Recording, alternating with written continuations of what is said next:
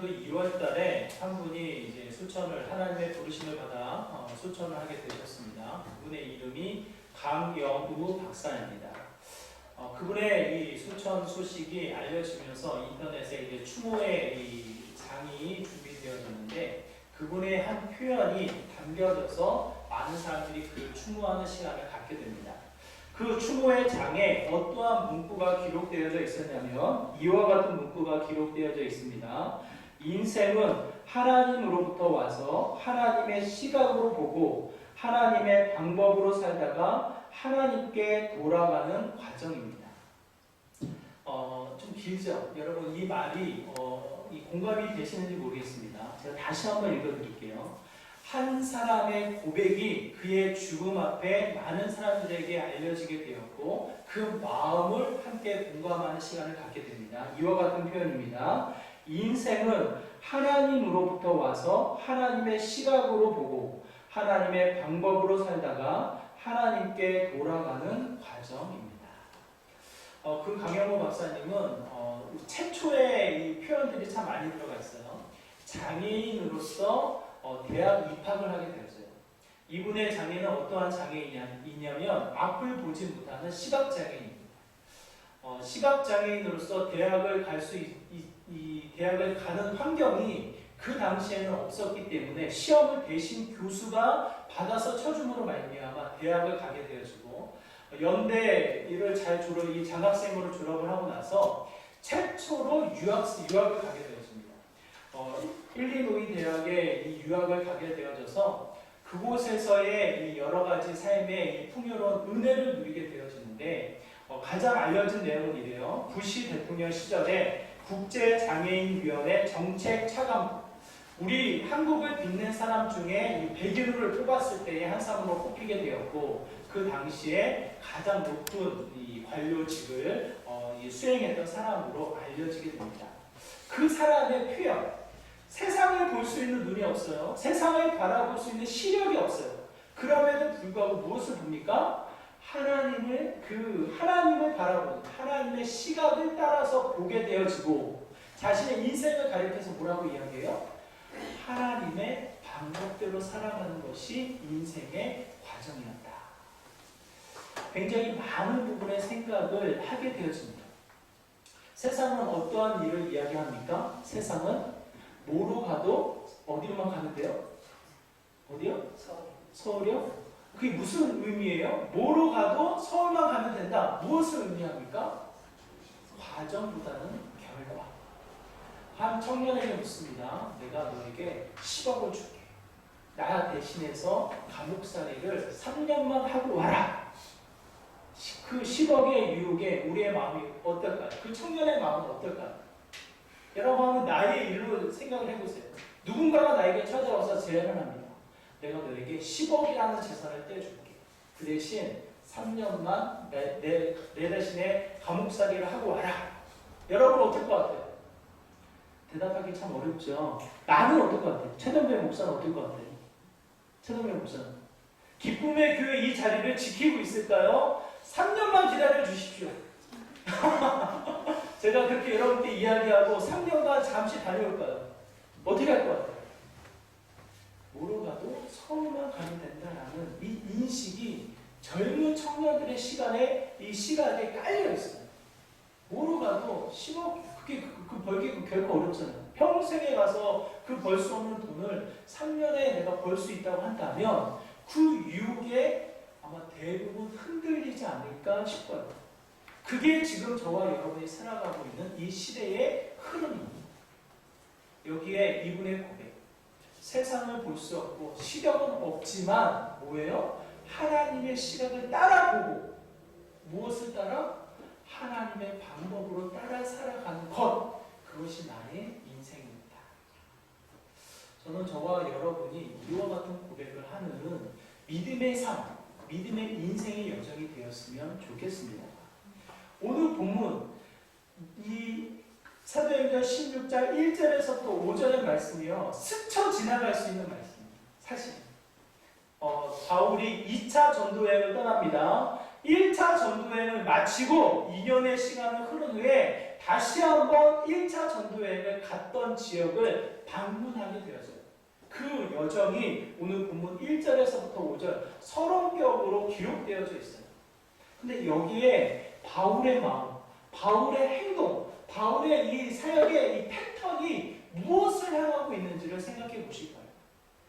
여러분이 1절에서부터 5절의 말씀을 가만히 살펴다 보면요, 굉장히 많은 부분에 이 질문이 생겨요.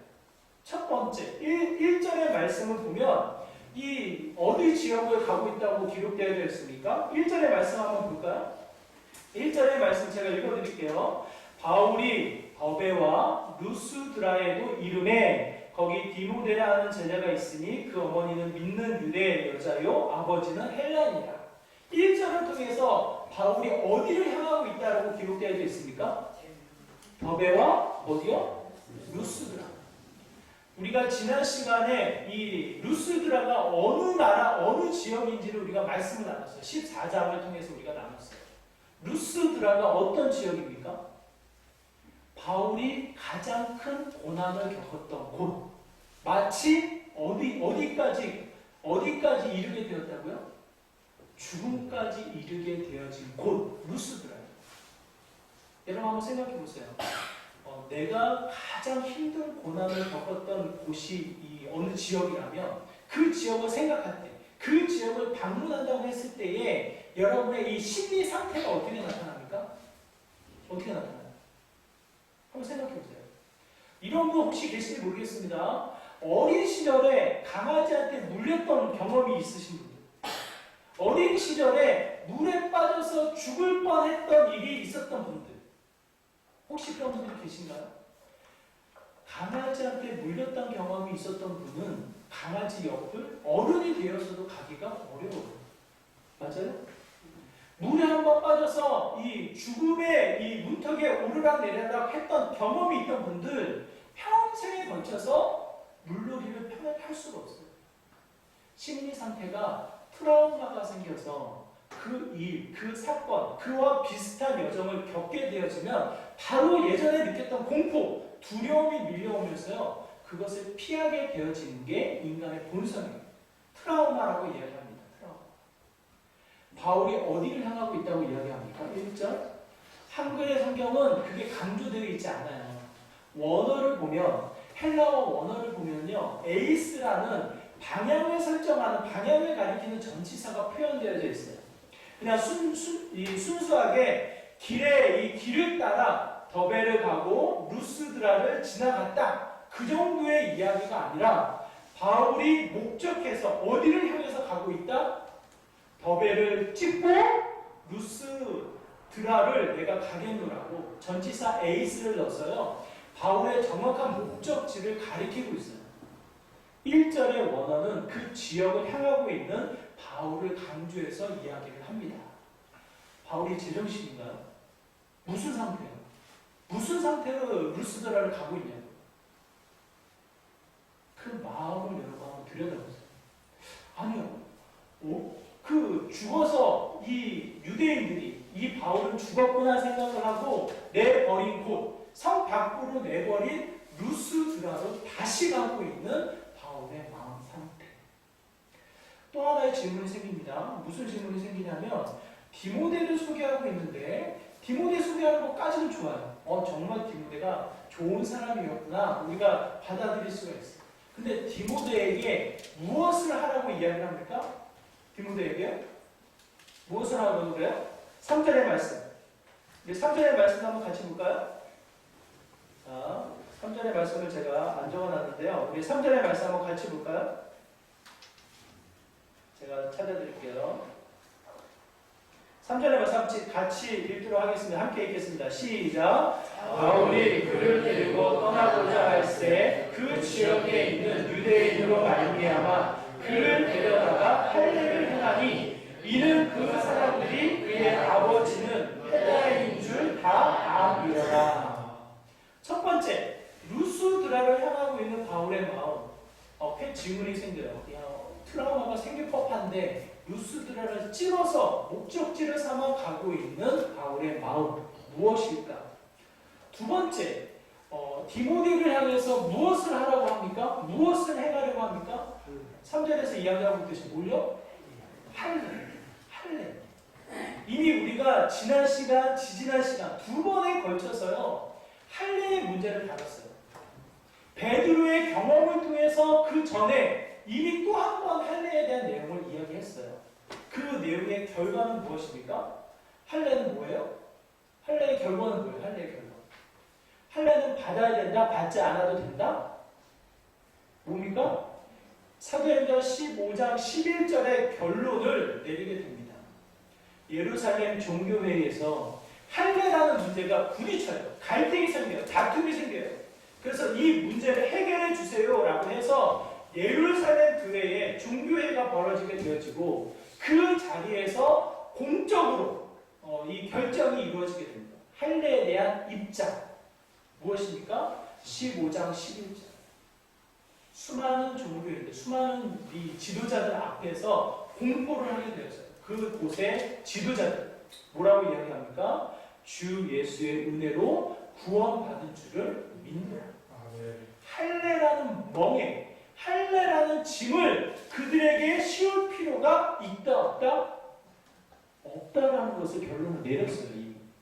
이미 결론을 내렸어요. 그런데 이 오늘 본문에 루스드라에서 칭찬을 받고 있는 디모데를 만나서 그가 행하는 것이 무엇입니까? 할례를 행해요. 다 해결되어졌는데.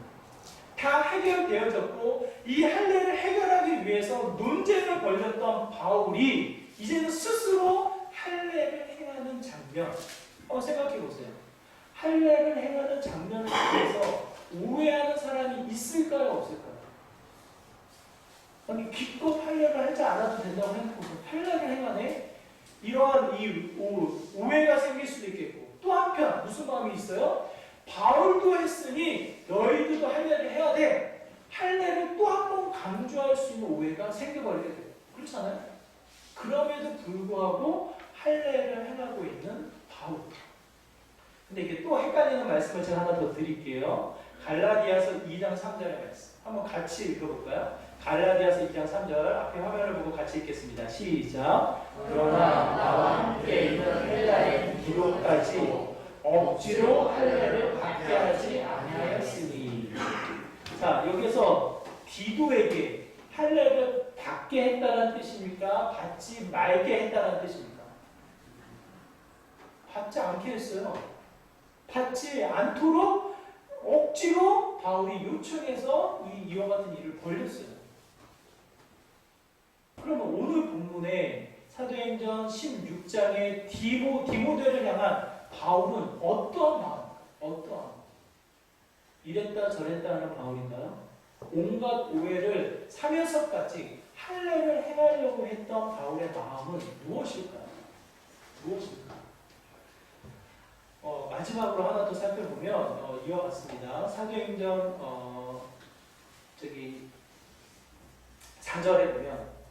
4절에 보면 말씀이 이와 같습니다. 제가 읽어드릴게요. 여러 성으로 다녀갈 때에 예루살렘에 있는 사도와 장로들이 작정한 규례를 그들에게 주어 지키게 하였다. 이게 4절의 말씀이에요. 오늘 본문의 4절의 말씀. 헷갈리죠? 뭔가 이 작정된 규례를 지키게 하였다라고 하는데 그 작정된 규례가 뭐냐면 사도행전 15장 29절이에요. 이 종교회의를 거쳐서 할례의 문제를 해결하고 나서 15장 29절에 작은 규례들을 정해서 이것을 지키도록 권하는 말씀이에요. 15장 29절의 말씀의 내용이 이와 같습니다. 우상의 제물과 피와 목매어 죽인 것과 음행을 멀리할지니라. 이에 스스로 상가하면 잘 되리라. 평안함을 원하노라 하였더라. 실제적으로 구원, 하나님의 은혜로 얻는 구원의 문제와는 상관이 없어요. 그렇죠? 그럼에도 불구하고 몇 가지 규례를 정해서 지키도록 이 예루살렘 종교회의가 규례를 정했어요. 그 규례를 받은 바울이 안디옥 교회에서도 전하게 되었고 오늘 본문 루스드라의 지역에 와서도 그 말씀을 그대로 전하고 있다는 뜻이에요. 4절 사도와 장로들이 작정한 규례를 지키게 하였다. 바울의 마음은 무엇일까? 이 규례는 율법의 그들의 전통에 따른 몇 가지 규례를 함축해서 그들이 지켜야 하는 삶의 규범을 제시하고 있는 내용입니다. 하나님의 은혜와 뭔가 상충되어지는 이 규례들을 왜 또 바울은 지키며 나아가도록 권하고 있을까? 바울의 마음의 상태는 무엇일까? 바울은 이 마음을 우리가 가만히 살펴보면요, 자신의 이 생각, 자신의 믿음, 자신의 이 자유로움에 매여 있지 않고요, 누구를 생각하고 있습니까? 바울의 관심의 대상이 누구냐면 첫 번째 하나님의 방법이 무엇일까? 나는 자유로워. 나는 할례를 받지 않아도 돼. 나는 할례를 행하지 않아도 돼. 그들의 규례를 지키지 않고 하나님의 은혜 가운데 머무르는 믿음의 삶이면 돼. 굳이 루스드라, 굳이 가지 않아도 돼. 그냥 돌아서 내가 가고 싶은, 내가 만나고 싶은 지역에 가면 돼. 이 바울의 마음이 있을 텐데 그 마음에 집중하기보다는 누구에게 실하게 이 눈을 맞추고 있어요? 하나님. 여기에 두 번째, 누구의 방법을 따라서 행동하고 있습니까? 생각해 보세요. 누구의 방법? 하나님이다. 그 방법은 추상적이지가 않아요. 그 방법은 하나님 나라라고 해서 하나님, 보이지 않는 하나님이라고 해서요, 우리의 삶 가운데 그냥 이 보이지 않는 규례, 보이지 않는 마음, 보이지 않는 어떠한 이 추상적인 개념으로 다가오지 않아요. 모든 사람이 알 수 있는, 모든 사람을 향하고 있는 구체적인 방식으로 표현되어지는 것을 보게 되죠. 요즘에 이 흐름을 살피면서요, 참 많은 염려와 근심이 생겨요. 그러지 않아도 포스트 모더니즘, 그러지 않아도 개인주의, 그러지 않아도 이기적인 마음이 가득 채워진 시대의 흐름인데요. 요즘 이 코로나 사태로 인해서 주어지는 삶의 패턴이 무엇일까? 참 많은 고민과 또 많은 전문가들이 준비를 하고 있습니다. 코로나 이후에 이 삶의 모습이 어떠할까? 이 많은 사람들이 생각을 했을 때 이 코로나 이후에 가장 많이 개발되어지고 가장 많이 집중되어질 부분이 이런 것이 아닐까라고 해서 리스트가 나왔어요. 첫 번째, 두 번째, 세 번째를 제가 한번 말씀드려 볼게요. 헬스케어. 스스로의 건강을 챙기고 점검하고 확인해서 그것을 꾸려나가는, 돌보는 상태의 헬스케어가 개발되어지고 더 많이 좋아질 것이다 라는 이 연구 결과가 있고요. 더 나아가 교육 환경. 여기에서의 교육 환경은 어떠한 교육 환경이요? 온라인 상황에서의 교육 환경. 오프라인에서 만나서 공부하는 교육 환경이 아니라 떨어져 있는 상황임에도 불구하고 여기에 수시료가 들어가요. 실감나는 교육 환경. 이것이 곧 그들의 이 맞춤형, 상대방의 맞춤형 형태를 취해서 실감나는 교육 환경을 꾸려나가는 형태가 개발되어지고 발전하게 될 것이다. 마지막으로요, 교통정보망. 요즘도 여러분 핸드폰으로 버스 오는 시간을 여러분이 알고 있죠? 알 수 있죠? 언제 이 버스가 오니까 내가 집에 몇 시에 나가면 기다리는 시간을 줄여서 버스를 타서 이동하겠지. 이러한 이 정보망이 있잖아요. 정보망. 이게 좀 더 실시간으로 우리에게 정보가 제공이 되어져서 사람을 접촉하지 않아요. 그냥 딱 도착하자마자 지하철이든 버스든 교통수단을 이용해서 내가 원하는 목적지에 갈 수 있는 개인 맞춤형 교통정보망이 구축되어지는 형태가 될 것이다. 전체적인 흐름의 이 포커스는 뭐예요? 공동체, 만남이 흩어져요. 만남이 사라져요. 효과적으로 나에게 맞춰진 서비스를 내가 제공받는 형태가 되어져요. 교육, 교통, 내 건강의 케어. 내가 건강하기 위해서는 어디를 가야 돼요? 병원을 가야 되잖아요. 근데 그렇게 안 한다니까요. 핸드폰이 몇 가지 기기들을 통해서 내 혈압, 내 당뇨, 내 건강의 상태를 얘가 체크를 해줘요. 그래서 그것을 통해서 AI가 나에게 제공을 해요. 오늘은 이렇게 해야 됩니다. 이 영양분을 여러분이 섭취해야 됩니다라는 이 정보를 제공해요. 그래서 병원 가는 횟수를 주는 것. 그냥 나 혼자 살아도 아무런 문제가 없게끔 하는 형태가 되어지는 거예요. 세상의 중심이 누굽니까? 그러지 않아도 세상의 중심은 나인데 나. 내 자신이 세상의 중심인데 더더군다나 고립되어지는 형태로 세상이 바뀌어가게 될 것이다 라고 이야기를 합니다. 너무나도 씁쓸한 마음에 씁쓸한 마음이 들게 되어지는데요. 종교개혁, 우리가 이렇게 모여서 예배를 드릴 수 있는 종교개혁을 시작한 사람이 루터예요. 루터의 종교개혁을 가리켜서 비난하는 한 사람이 이렇게 이야기를 했어요. 너무 이 현실을 반영하는 표현이기 때문에 마음이 씁쓸해요.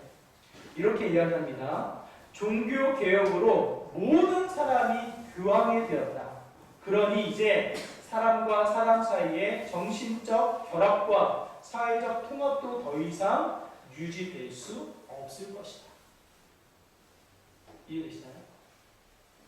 예전에는 천주교, 카톨릭, 교황 한 사람으로 말미암아 이 보편적 교회, 모든 이 모임이 하나로 뭉쳐져 있어요. 우리나라 천주교도 어디에 소속되어 있어요? 로마 카톨릭 교황청에 소속되어 있어요. 전 세계가 천주교는 하나의 한 공동체. 거기에 중심에 누구예요? 교황이 있어요. 종교개혁은 그것을 두려워해서 적 그리스도와도 같이 예수님의 권위, 말씀의 권위를 뛰어넘는 교황의 권위에 개혁해서 종교개혁이 일어났어요. 종교개혁이 일어나서 우리에게 성경이 주어지고 성경을 읽을 수 있는 은혜가 주어졌는데 이 부작용, 우리의 이 죄된 근성이 어디를 향하고 있습니까? 정확하게 이 사람이 파악을 했어요. 이렇게 이야기를 해요. 이제는 전에는 한 사람이 교황이었다면 이제는 어떻게 해요? 각 사람이 교황이 되어서 사회적인 공동체, 통합, 이 하나 되어짐의 이 모임은 이루어질 수 없을 것이다 라는 이야기를 했습니다. 한국 교회의 형태가 그래요. 수많은 교회들이 있습니다. 마치 경쟁이라도 하듯이 서로에 대한 이 주시, 서로에 대한 감시, 그냥 좀 마음을 열어서 하나 되어짐의 은혜를 누리려고 문을 두드리면 왜 왔지? 무슨 목적으로 왔지? 이 마음이 닫혀져 있는 형태의 한국교회의 관계를 보게 되었어요. 그런 와중에 코로나 사태가 이 2020년도에 벌어지게 됩니다. 얼마나 더 개변화시킬까? 얼마나 나 중심적으로 또 다른 신앙의 고집으로, 또 다른 신앙의 습관으로, 또 다른 신앙의 마치 교황과도 같이 철저하게 고립되어지는 상태를 취하게 될 것인가. 많은 두려움과 여러 가지 염려와 근심이 있습니다.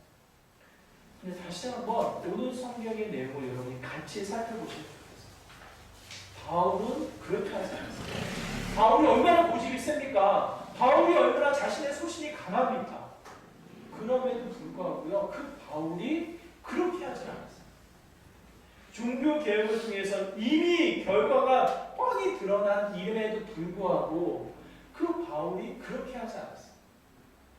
자신의 원수가 있던, 자신에게 죽음의 공포를 주었던 루스드라를 바울은 지정해서 찾아가게 되었고요. 그곳에서 디모데에게 할례를 해야 하는 장면을 우리에게 보여주고 있습니다. 그 마음이 무엇일까? 바울의 고집, 바울의 소신, 바울의 믿음, 바울의 자유함을 취했다? 그것이 아니고요. 철저하게 하나님의 방법대로 살아간 바울의 형태를 우리에게 보여주고 있습니다. 왜 할례를 행했을까? 다시 한번 이 3절의 말씀을 가만히 살펴보면 이래요. 그 디모데가 어떠한 사람인지를 알고 있었어요. 그 지역의 사람들이. 디모데가 어떠한 사람입니까? 어머니는 유대인, 아버지는 누구요? 헬라인. 이 국제 결혼을 한 가정의 자녀인 거예요, 디모데가. 오늘날의 국제 결혼은 아무런 문제가 되지 않죠. 이 당시에 구약의 배경을 가지고 있는 유대인들에게 이방인과의 국제 결혼은 어때요? 그 혈통을 깨버린, 그 혈통의 순수성이 사라진 디모데의 형태를 보게 되었습니다. 그래서 디모데가 누구에게 가려면? 유대인들에게 가려면 무엇을 하는 게 좋습니까? 할례를 하는 게 좋습니다. 헬라인에게는 거리낌이 없기 때문에 할례를 받든지 받지 않아도 상관이 없어요. 하나님의 은혜, 하나님의 말씀, 그의 이 마음에 담겨진 하나님을 증거하는데 아무런 부족함이 없어요. 하지만 루스드라에 있는 유대인, 앞으로 이 디모데를 만난 유대인들을 생각했을 때에는 무엇을 하게끔 권하고 있습니까? 할례는 해야지 않아. 할례 괜찮아. 해도 되고 안 해도 되고 아무런 상관이 없어. 그럴 바에는 유대인들을 위해서 할례를 하자. 그게 바울의 마음입니다. 누구를 향하고 있습니까? 분명 하나님을 향하고 있지만 바울의 마음은 누구를 향하고 있어요? 유대인들을 향하고 있어요. 유대인. 루스드라로 향한 바울의 마음은 누구를 향하고 있습니까? 누구요? 자신을 공격하고 자신을 죽이려고 했던 원수들을 향하고 있는 거예요. 그렇잖아요. 바울의 마음을 여러분 살펴보세요. 굳이 작정한 규례, 몇 가지 이 구약의 배경을 가지고 전통에 내려진 규례를 전하는 마음은 누구를 향하고 있습니까? 누구?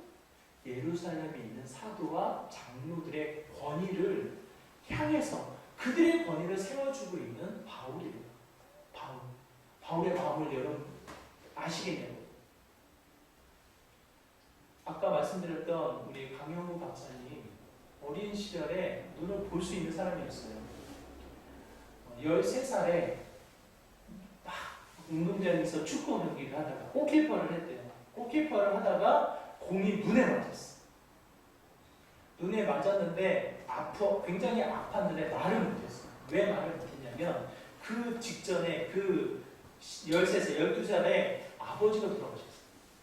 아버지가 돌아가신과 동시에 엄마가 이 누나와 이 동생들까지 포함한 4 남매를 키워야 보니까 바쁘게 일을 하니까 이 어린 아이의 마음에 엄마한테 말을 못했어. 괜히 말하다가 혼날까봐. 또 괜히 말해서 걱정을 끼칠까봐 말을 못했어. 그러다가 눈이 점점점 아프게 되어서 시력을 잃게 되었어요. 시력을 잃고 난 소식을 엄마가 듣자 그 엄마가 충격을 받아서 그 자리에서 쓰러지게 되셨고 바로 소천하게 되셨어요. 누나가 가장으로 갑자기 세워졌어요. 이 동생 셋을 거느리면서 이 밤낮을 가리지 않고 일을 하다가 과로로 이 누나마저 죽게 되었어요. 거기에 홀로 된 우리 그 강영우 소년 하나님을 만나게 되었고 하나님께 기도를 해요. 하나님, 제 눈만 고쳐주세요. 세상을 볼 수 있는 눈을 허락해 주세요. 제 눈만 회복시켜 주시면 어떻게 해서든지 저 동생들 제가 책임질게요. 기도를 하게 되었어요. 그럼 기도 안 나오겠어요? 뿔뿔이 흩어져야 될 상황인데 그 기도를 했는데 하나님 어떻게 해요? 하나님 어떻게 하셨을까요? 네? 날 때부터 안전뱅이를 일으켰던 하나님, 보지 못했던 자를 눈에 띄게 하셨던 그 하나님 어떻게 하셨을까요? 하나님의 방법은 그곳에 있지 않았어요. 결국 강영우 소녀는 맹인학교 기숙사로 보내지게 되었고 막내 여동생은 고아원으로 가게 되었고 남동생은 철무점에 무슨 신분인지 모르겠지만 철무점을 하는 그 가정으로 보내지게 되고 뿔뿔이 흩어지게 되었죠. 그 강영우 박사님이 나중에 하나님을 증거하면서 이렇게 이야기를 해요. 나 보게 해주세요. 내 시력을 회복시켜주세요. 내 시력이 회복되게 해주세요라는 그 기도 하나님이 만약 들어주셨다면 하나님이 만약 그 기도에 응답하셔서 내가 눈을 보게 되었다면 어떻게 됐을까? 자신은 지금 이 자리에 있지 않았을 거예요. 자기 동생들을 돌보기 위해서 본인도 밤낮으로 일을 해야 될 것이었고 일을 하다가는 공부는커녕 아마 그 한 곳에서 일만 열심히 하고 있는 한 사람으로 남지 않았을까 싶다. 그렇게 이야기해요. 그러면서 하는 말, 자신이 맹인이 된 것, 자신이 보지 못한 것이 공부를 할 수 있게 만들었고 그 공부를 통해서 이와 같이 이 미국 땅에서 또한 수많은 사람들을 만나면서 하나님의 일을 증거할 수 있는 자리로 세움받게 된 것이 하나님의 방법이 너무나 놀랍다고 이야기를 합니다. 2009년도에 우리나라 와서요, 그분이 이 우리나라 복지, 이 장애인에 대한 복지가 너무 부족하니까 어떻게 해서든지 그 복지를 좀 업그레이드 시키기 위해서 굿윌이라는 사역을 소개했어요. 굿윌. 제가 전에도 한번 말씀드렸지만 장애인과 이 비장애인 같이 일할 수 있는 하나의 터전이에요. 아마도 어느 순간에는 우리도 그런 사역을 꼭 할 수 있지 않을까라는 기대감을 제가 가지고 있습니다. 굿윌 사역을 소개하면서 많은 사람들에게 다시 한번 소망과 생명과 하나님의 영광을 전달하는 사역을 살아가는 형태를 보게 됩니다. 그분이 저서한 책의 제목들을 보면요, 이와 같아요. 오르지 못할 산은 있다. 없다. 자신의 삶을 통해서 경험한 삶이 그래요. 오르지 못할 산은 없다. 매 순간순간 자신의 이 삶에 큰 산이 찾아오고 큰 두려움이 찾아오고 큰 어려움이 찾아와도 매 순간순간 누구를 따라? 하나님의 시간으로 보고 하나님의 방법을 따라 가다 보니 내 인생이 이렇게 살아갑니다. 그래서 그분은 어떠한 상황에서도 긍정의 마음을 놓치지 않았다고 이야기합니다. 늘 웃고 늘 소망을 갖고 늘 기대하며 한 걸음 한 걸음 나아가는 삶을 살았다라고 이야기합니다. 그분이 그 생년월일이 44년생이세요. 44년생. 얼마나 그 험난한 시대에 어려운 시간들을 보냈겠냐면 지금과 같은 환경이 아니에요. 처음으로 장애인으로 되어가고 처음으로 유학을 가고 말도 통하지 않는 나라에서 이 삶을 꾸려나가는 형태가 얼마나 힘겹고 어려웠겠냐고. 그럼에도 불구하고 하나님의 방법으로 따라 나아갔을 때 하나님이 그를 견고히 세우십니다. 오늘 본문 5절의 말씀 무엇을 고백하고 있습니까? 교회를 견고히 세워 나가시더라. 저는 저와 여러분의 삶이 이와 같은 삶을 살아가는 믿음의 삶이 되었으면 좋겠습니다. 예수님 자신의 이 사역이요, 나 중심, 예수님 중심으로 살아온 것이 아니라 누구 중심으로? 하나님 중심으로 우리를 향해서 오셨어요. 굳이 이 땅에 오셔서 어떻게 해요? 십자가의 죽음을 마다하지 아니하시고 우리의 구원을 위해서 어떻게 해요? 모난 고통과 아픔과 배신의 이 상황을 모두 다 겪으시고 부활의 영광을 증명하신 분이 예수 그리스도이세요. 우리의 삶의 모델이 누구이십니까? 예수님. 굳이 이 땅에 오셔서 우리를 향해서 하나님의 방법대로 살아가신 예수 그리스도. 참 하나님이시기 때문에 하나님의 방법, 본인 예수 그리스도의 방법, 내가 원치 않으면 하지 않겠노라, 자신의 방법대로 할 수 있는 분이셔요. 근데 예수님이 그렇게 하지 않으셨잖아요. 여러분이 알고 있는데 아버지 뜻대로 하옵소서. 하나님 방법대로 살아가는 이 예수님의 이 삶의 흔적을 우리에게 가르쳐주고 있습니다. 사도행전 16장 1절에서 5절의 말씀이요, 읽다 보면 그냥 지나가요. 근데 가만히 머물러서 읽어보면 이곳에 바울의 마음이 가득 채워져 있어요. 자신의 생각, 자신의 자유함을 다 내려놓고 무엇을 향하고 있습니까? 오직 하나님의 방법. 그 하나님의 방법은 나를 향하는 것이 아니라 우리 교회만을 생각하는 것이 아니라 누구요? 서로서로를 생각하고 한국 교회를 생각하고 전 세계에 흩어져 있는 몸된 하나님의 교회를 생각하고, 그러므로 말미암아 우리의 희생과 헌신이 담겨진 믿음의 삶을 우리에게 요구하는 것입니다. 여러분 다시 한번 질문을 드릴게요. 10억을 준다고 한다면 여러분의 삶 가운데 3년의 시간을 버리시겠습니까? 어떻게 하시겠어요? 어떻게 하시겠어요? 하나님의 방법을 찾으세요. 하나님의 방법에 머무르세요.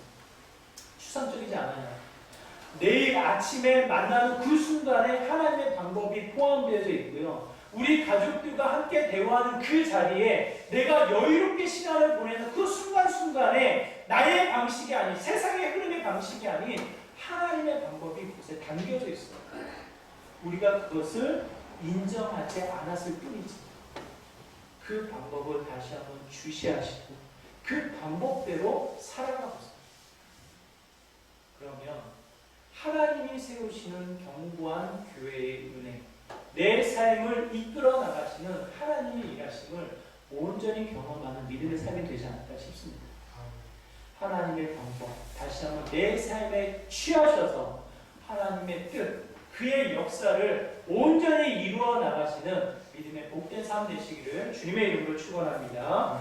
말씀을 기억하시면서 함께 기도하기를 원합니다. 내 삶의 내 방식, 내 생각, 나의 목적에 머무는 것이 아니라 세상의 방식에 따라 살아가는 것이 아니라 정말 하나님 방법대로 하나님 앞에 눈을 맞춰 나가는 믿음의 삶이 되길 소망합니다. 나의 일상에 하나님의 뜻을 깨닫게 하여 주시고 하나님의 방법대로 살아가게 하여 주시고 정말 내 삶에 믿음이 견고히 세워져 나가는 믿음의 복된 삶 되게 해달라고 나의 삶을 두고 이 시간, 나의 믿음을 두고 이 시간 간절한 마음으로 기도하며 나가도록 하겠습니다. 기도합니다. 하나님 아버지, 이 시간 우리의 마음을 다시 한번 주님 앞에 드립니다. 내 영혼은, 내 믿음은, 내 생각은 너무나도 부족합니다. 연약합니다. 그로 말미암아 내 생각의 실수투성이에 아버지 죄된 습관에 머물러 있는 것이 우리들의 모습입니다. 세상의 흐름도 우리를 유혹합니다. 세상의 이 달콤함이 우리의 마음에 갈등을 유발합니다. 다시 한번 주님을 따라 살아가는 믿음의 삶이 되기를 소망합니다. 내 생각을 내려놓고 주님 바라보게 하시고 내 방식을 내려놓고 주님의 방법을 따르게 하여 주시고 다시 한번 내 일상에 하나님의